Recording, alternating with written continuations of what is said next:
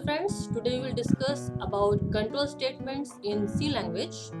So there are four types of control statement in C language. Number one is decision making statement. Number two is selection statement. Number three is iteration statements and number four is jump statement. Okay, तो हम इन सबको एक एक करके consider करेंगे. सबसे पहले बात करते हैं हम डिसीजन मेकिंग स्टेटमेंट्स की. ओके, डिसीजन मेकिंग में सबसे पहले आपका जो आता है वो आता है आपका if statement and if else statement. Okay, तो पहले हम बात करते हैं इफ को अगर हम सिंपल टर्म में समझे, इफ का मतलब कि अगर.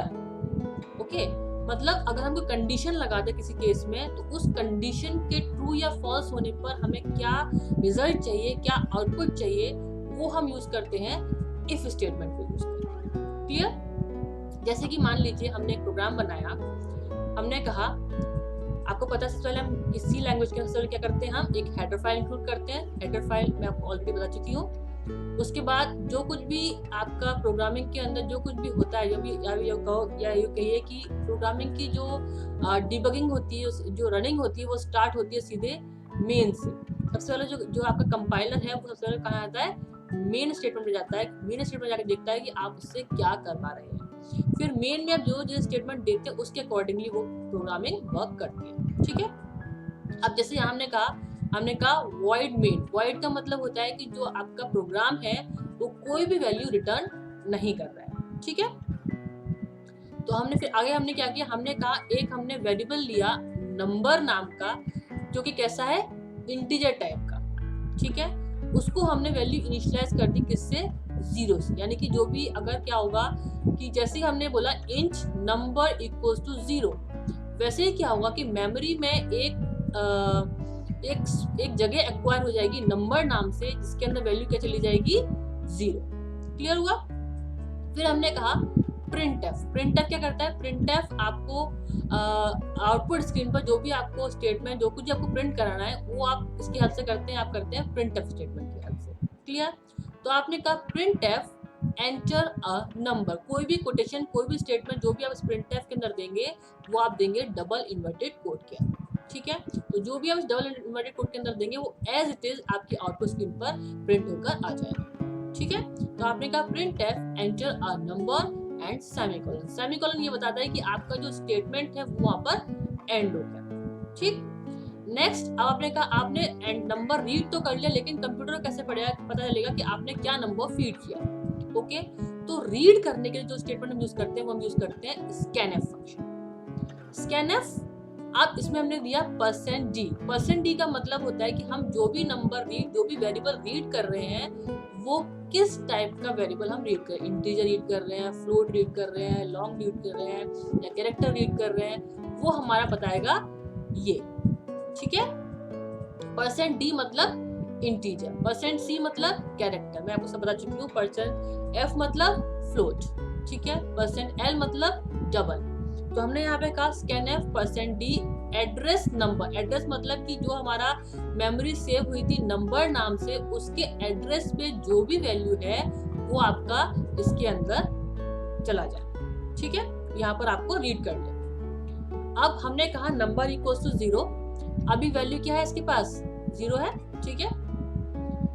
इफ नंबर मॉड्यूलो 2 इक्वल्स 0, ये क्या बताता है, रिमाइंडर फंक्शन, कि अगर नंबर को हम 2 से डिवाइड कर रहे हैं तो अगर उसका रिमाइंडर 0 आ रहा है तो प्रिंट कर दे कि नंबर इवन है और नंबर को प्रिंट कर दे. क्लियर हुआ इतनी चीज? तो अभी रन कैसे होगा देखते हैं. सबसे पहले मेन पर जाएगा आपका कंपाइलर, रीड करेगा, यहाँ आएगा, नंबर नाम से मेमोरी बनाएगा, आपसे पूछेगा प्रिंट एंटर अ नंबर.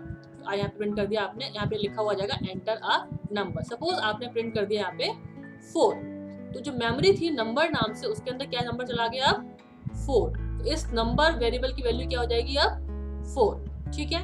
फिर ये यहाँ से यहाँ आएगा, चेक करेगा इफ इसकी वैल्यू कितनी है, हमने कितनी दी है, 4. तो 4 मॉड्यूलस 2 इक्वल्स 0. चेक करेगा क्या 4 को अगर हम 2 से डिवाइड कर रहे हैं तो क्या रिमाइंडर 0 आ रहा है. यस, रिमाइंडर आ रहा है हमारा 0. तो ये क्या कर देगा, जैसे ही कंडीशन ट्रू होगी वैसे ये कहाँ पहुंचेगा, इसके अंदर. इस इफ वाले कंडीशन के अंदर पहुंचेगा। यहाँ से देखिए क्या कह रहा है कि प्रिंट एफ %d मतलब कि यहाँ पर इस जगह पर जो ये नंबर की वैल्यू है वो यहाँ प्रिंट कर दे, ठीक है। %d is even number comma number, जो ये जो जगह है इसको हम यहाँ पे हम क्या वैल्यू प्रिंट करने जाते हैं वो हम कॉमा के बाद यहाँ पर दे देंगे उस वेरिएबल का नाम, ठीक है। तो दे देगा 4 इज इवन नंबर। क्लियर हुआ? हमने प्रोग्राम को फिर से, और यहाँ से प्रोग्राम से बाहर आ जाए, हम प्रोग्राम को फिर से रन करते हैं। अब की बार हमने क्या किया, हमने पूछा एंटर अ नंबर, हमने प्रिंट कर दिया नंबर 5। आप देख रहे हैं आउटपुट में नेक्स्ट जो लाइन है उसमें आपको कुछ भी प्रिंट नहीं हुआ है। क्यों? क्योंकि हमने इफ की फॉल्स कंडीशन के बारे में हमने कुछ नहीं दिया, हमने सिर्फ ये बोला है कि अगर ये कंडीशन ट्रू होती है तो सिंपल ये प्रिंट कर दे कि वो नंबर इवन नंबर है। अगर ये कंडीशन फॉल्स होती है तो ये क्या होगा, इस वाले ब्रैकेट के अंदर नहीं जाएगा, इन दोनों ओपन ब्रैकेट्स के अंदर नहीं जाएगा, ठीक है। ये क्या करेगा, जैसे ये फॉल्स है तो यहाँ से निकल के बाहर यहाँ पर आ जाएगा। क्लियर हुआ? तो यहाँ पर इस केस में 5 वाले केस में यहाँ पर ये कुछ भी प्रिंट नहीं करेगा। तो अगर हम चाहते हैं कि अगर हमारी कंडीशन ट्रू है तो हमने प्रिंट कर लेना। हम चाहते हैं कि एल्स वाली कंडीशन कि अगर ये कंडीशन ट्रू ना हो, फॉल्स हो, तो उस केस में भी समथिंग कुछ प्रिंट होकर आए, तो उस केस में जो हम यूज करते हैं वो हम यूज करते हैं इफ एल्स स्टेटमेंट। ओके, हाँ, if else statement. Okay, this is else statement. अब हम क्या करेंगे, मान लीजिए एल्स स्टेटमेंट हमने कहा, जैसे हमने लिखा था यहाँ पर कि जब हमारी वैल्यू 2 है तो प्रिंट कर दे नंबर इवन है और प्रिंट कर नंबर को प्रिंट कर दे। अब हम कह रहे हैं कि जब हमने 5 को प्रिंट कराया तो ये क्या करेगा, ये चेक करेगा क्या 5 मॉडुलस 2 इक्वल्स 0 है। बोलेगा नहीं, कंडीशन इज फॉल्स। तो ये इस वाले ब्रैकेट के अंदर ना, कहाँ पहुंचेगा, यहाँ आएगा एल्स में। अगर ये कंडीशन फॉल्स होती है तो कहाँ जाए, ये एल्स में जाए, और फिर इस एल्स के अंदर जो भी स्टेटमेंट हमने दिए हैं वो हम उसको प्रिंट करें। तो हमने यहाँ पे कहा print F %d number is odd. तो अब क्या प्रिंट कर देगा, ये 5 इज ऑड नंबर। क्लियर हुआ? तो इस तरह से हमारा इफ और इफ एल्स स्टेटमेंट वर्क करता है, ठीक है। ऐसा कोई जरूरी नहीं है कि आप एक इफ स्टेटमेंट के अंदर सिंपल एक ही स्टेटमेंट दे सकते हैं। आप इसमें कितने भी नंबर ऑफ स्टेटमेंट इसमें दे सकते हैं, जो भी आपके प्रोग्राम के अकॉर्डिंगली आपकी रिक्वायरमेंट है। इफ में भी और एल्स में, इन ब्रेसेस के अंदर आप अपने कोई भी स्टेटमेंट दे सकते हो जो भी आपकी प्रोग्रामिंग की रिक्वायरमेंट है। क्लियर हुआ इतनी चीज? ओके, तो आगे बात करते हैं हमने देखा कि इफ स्टेटमेंट क्या है और इफ एल्स स्टेटमेंट क्या है, ठीक है। ये तो हमने सिंगल इफ और सिंगल इफ एल्स देखा। अगर हम चाहते हैं कि नंबर ऑफ इफ्स आए तो हम वो भी कर सकते हैं कि हम number of 1 if 2 if 3 if 4 if, इसे बोलते हैं इफ लैडर, ठीक है। इफ लैडर या फिर इफ एल्स लैडर, ये सारे इफ है इसलिए हमको इसको हम इफ लैडर बोल रहे हैं। मैं आपको अभी आगे इफ एल्स लैडर बताऊंगी, ठीक है। अब मान लीजिए कोई प्रोग्राम हमने लिखा, हमने कहा इंट a b c, यानी कि हमने 3 वेरिएबल्स लिए a b और c, यानी कि क्या होगा कि मेमोरी के अंदर 3 स्पेसेस एक्वायर करेगा, a नाम से, b नाम से और c नाम से, ठीक है। फिर आपने कहा प्रिंट एफ एंटर 3 नंबर्स और आपने तीनों को रीड कर लिया, scanf %d address of a, address of b and address of c, यानी जो मेमोरी आपने a, b और c नाम से बनाई थी उनके एड्रेस पे जो भी वैल्यूज होंगी वो आपकी a, b और c के अंदर यहाँ पर इसमें चली जाएगी, ठीक है। आप सपोज कीजिए आपने प्रोग्राम को रन किया और आपने कहा, लिखा हुआ आ गया यहाँ पे एंटर 3 नंबर्स, आपने 3 नंबर्स इनपुट कर दिया 12, 23 और 34। क्लियर? अब क्या होगा, अभी पहुंचेगा इस स्टेप। यहाँ पे इसने देखा इफ, क्या कह रहा है इफ में, if a greater than b and, ये सारे मैं लॉजिकल ऑपरेटर अरिथमेटिक ऑपरेटर्स मैं आपको पहले बता चुकी हूँ। तो a greater than b and a greater than c, यानी कि ये वाली कंडीशन भी ट्रू हो और ये वाली कंडीशन भी ट्रू हो, ठीक है। तो देखते हैं, a की वैल्यू थी 12, क्या 12 23 से बड़ा है? नहीं, कंडीशन फॉल्स हो गई। यहाँ पर पहली कंडीशन फॉल्स हो गई, तो ये क्या करेगा, यहाँ से ये कंडीशन फॉल्स हुई तो ये क्या करेगा, हमने कोई भी एल्स वाली कंडीशन यहाँ पे नहीं दी हुई है, तो ये क्या करेगा, जैसे ही फॉल्स हुई ये इस इफ के अंदर कहाँ आएगा, सीधे भाग के आएगा यहाँ इस वाले इफ पर आएगा, चेक करेगा if b greater than a, क्या b a से ग्रेटर है? Yes, condition is true, 23 is greater then 12। Okay, अब दूसरी कंडीशन कह रहा है and b greater than c, क्या b c से ग्रेटर है? दूसरी कंडीशन फॉल्स हो गई। तो ये वाली कंडीशन पूरी इफ वाली कंडीशन क्या हो गई, फॉल्स, क्योंकि हम यहाँ बोल रहे हैं एंड, यहाँ और नहीं है, एंड है। एंड मतलब ये कंडीशन भी ट्रू होनी चाहिए और ये कंडीशन भी ट्रू होनी चाहिए। तो ये इस वाले इफ स्टेटमेंट के अंदर भी नहीं जाएगा, यहाँ से भी निकल के कहाँ जाएगा, यहाँ आ जाएगा। अब यहाँ चेक करेगा if C greater than A, क्या सी ए से ग्रेटर है, yes, condition is true. And C greater than B, क्या सी बी से ग्रेटर है, यस। यहाँ पर both the conditions are true, यानी कि ये वाला इफ स्टेटमेंट क्या हो गया, ट्रू हो गया इस केस में। तो इस केस में क्या हुआ, ये इस वाले इफ के अंदर भी नहीं गया, इस वाले इफ के अंदर भी नहीं गया, कहाँ जाएगा, इस इफ। जैसे ही कंडीशन ट्रू हुई इसके बेसिस के अंदर आएगा। देखिए क्या स्टेटमेंट हम प्रिंट कर पा रहे हैं, हमने देखा, इसने कहा print F percent D is largest, और क्या वैल्यू प्रिंट करेगी परसेंट डी की जगह पे, सी की वैल्यू। तो ये क्या प्रिंट कर देगा, 34 इज लार्जेस्ट। क्लियर। फिर यहाँ से निकल के यहाँ आएगा, यहाँ देखेगा कि if a equals b and a equals c, ये कंडीशन भी फॉल्स है, तो इसके अंदर में जाके सीधे कहाँ जाएगा, ये यहाँ से बाहर निकल जाएगा। क्लियर हुआ। तो इस तरह से हम यूज करते हैं इफ स्टेटमेंट, इसे बोलते हैं हम लैडर इफ या इफ लैडर, यानी नंबर ऑफ इफ्स, या फिर इसको नेस्टेड इफ भी बोल सकते हैं। ठीक है। नेस्टेड इफ में क्या होता है कि एक इफ के अंदर तीसरा इफ ऐसे चलता रहता है, बाकी ये सारे अलग अलग इफ्स हैं। यहाँ पे इस इफ के अंदर एक और इफ, फिर एक और इफ, फिर एक और इफ, ऐसे करके मैं आपको और एग्जांपल से बताऊंगी। तो यहाँ तक क्लियर हो गया। ओके, अब आते हैं इफ एल्स इफ। अब हमने इसमें इफ एल्स और इफ फिर से आया। ठीक है, देखिए इसमें क्या कर रहे हैं हम, सिंपल वॉइड मेन, एक वेरिएबल लिया हमने नंबर, इसको इनिशियलाइज कर दिया हमने 0 से, हमने रीड किया एंटर नंबर, हमने नंबर एंटर कर दिया मान लीजिए 4। ओके, इसके अंदर परसेंट डी एड्रेस नंबर, यानी कि यहाँ पर वैल्यू क्या आ गई, नंबर की वैल्यू कितनी हो गई, 4। अब हमने चेक किया, अभी क्या करेगा, कौन स्टेटमेंट पे आएगा, यहाँ पर। इसने देखा कि इफ नंबर इक्वल्स 10, क्या जो हमने नंबर डाला था 4 क्या 10 के इक्वल है, नहीं है, कंडीशन फॉल्स है। तो इस स्टेटमेंट के अंदर ना जाए, कहाँ आएगा, यहाँ से निकलेगा, कहाँ पहुंचेगा, एल्स। एल्स में आ गया। अब देखिए एल्स के बाद फिर हमने लगाया इफ कंडीशन, एल्स इफ, कि अगर ये कंडीशन फॉल्स होती है तो यहाँ जाए, और उसके बाद फिर से कंडीशन लगाए। ओके, अब हमने लगाया नंबर इक्वल्स 50, क्या नंबर 50 के इक्वल है 4, अभी भी कंडीशन फॉल्स है। तो फिर इसके अंदर में जाके फिर यहाँ से बाहर आएगा, अब इसके एल्स में जाएगा, ये इस वाले इफ का एल्स, ये वाला एल्स इस इफ का है, और ये वाला एल्स इस इफ का है। क्लियर।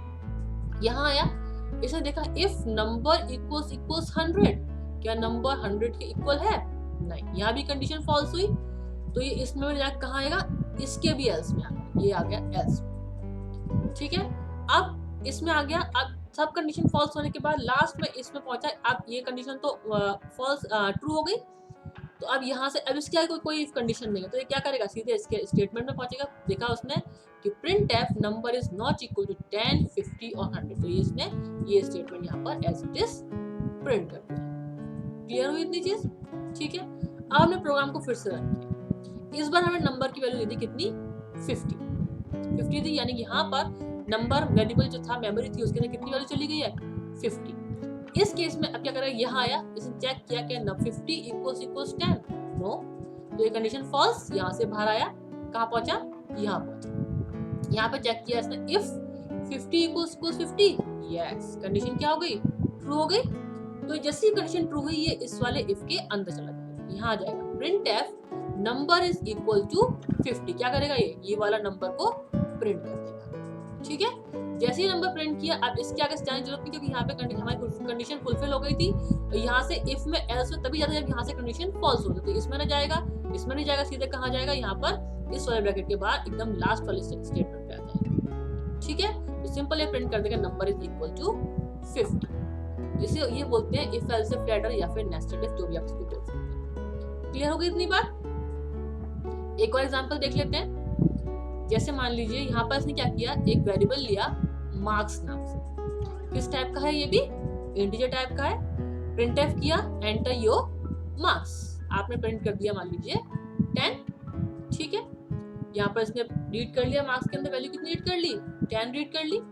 अब ये यहाँ पहुंचे इफ में चेक करेगा, एंड कंडीशन है, दैट मीन्स ये वाली कंडीशन भी ट्रू होनी चाहिए और ये वाली कंडीशन भी ट्रू होनी चाहिए। तो इसने कहा क्या मार्क्स ग्रेटर देन 85 है, कंडीशन यहीं पे फॉल्स हो गई तो इसमें नहीं जाके कहाँ पहुंचेगा, सीधे यहाँ पहुंचेगा एल्स में। चेक करेगा एल्स के बाद फिर इफ कंडीशन लगी हुई है, फिर चेक करेगा क्या 10 ग्रेटर देन 60 है, यहाँ भी कंडीशन फॉल्स हो गई, इसमें जाके फिर इसके एल्स में जाएगा, यहाँ पहुंचेगा, यहाँ चेक करेगा 10 ग्रेटर देन 40, यहाँ भी कंडीशन फॉल्स हो गई, यहाँ से ही बाहर आ जाएगा, कौन से एल्स में पहुंचेगा, इस वाले एल्स में पहुंचेगा, यहाँ चेक करेगा, यहाँ भी कंडीशन फॉल्स हो गई, यहाँ से भी कहाँ जाएगा, लास्ट वाले एल्स में जाएगा। जैसे ही लास्ट वाले एल्स में अब तो कोई कंडीशन है नहीं, तो सिंपल इस एल्स के अंदर जो भी स्टेटमेंट में प्रिंट कराया होगा वो वहां पर उसको प्रिंट कर देगा। क्या दिया इसने, सॉरी यू आर फेल।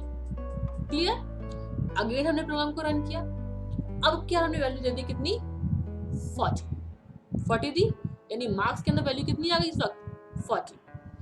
पहले इफ में गया, कंडीशन फॉल्स, इसके अंदर नहीं जाएगा, कहाँ पहुंचेगा, एल्स में पहुंचेगा, यहाँ भी कंडीशन फॉल्स, यहाँ भी नहीं जाएगा इसके अंदर, अगेन एल्स में पहुंचेगा, यहाँ भी कंडीशन फॉल्स, क्योंकि ये ग्रेटर की बात कर रहा है, इक्वल की बात नहीं कर रहा है, ठीक है। तो यहाँ से कहाँ पहुंचेगा, यहाँ पहुंचेगा, यहाँ चेक करेगा क्या मार्क ग्रेटर देन 30 है, यस, यहाँ पे कंडीशन क्या हो गई, ट्रू हो गई। जैसे ही कंडीशन ट्रू हुई and marks less than 40, less than equal to 40, equal to है यानी कि दोनों कंडीशन हमारी यहाँ पर फुलफिल हो रही है, तो वैसे ही कंडीशन ट्रू हुई इफ वाली, ये कहाँ करेगा, इस वाले इफ स्टेटमेंट के अंदर पहुंचेगा, कहाँ पर, यहाँ पहुंचेगा, तो प्रिंट कर देगा you scored grade C. Clear हुआ। और फिर जैसे ही प्रिंट करेगा इस एल्स में जरूरत नहीं, जाएगा ही नहीं, क्योंकि यहाँ ये हमारा होल्ड ही नहीं करता, सीधे यहाँ से निकल के प्रोग्राम से बाहर आ जाएगा। फिर से हमने प्रोग्राम को रन किया, इस बार हमने वैल्यू दे दी कितनी, 90।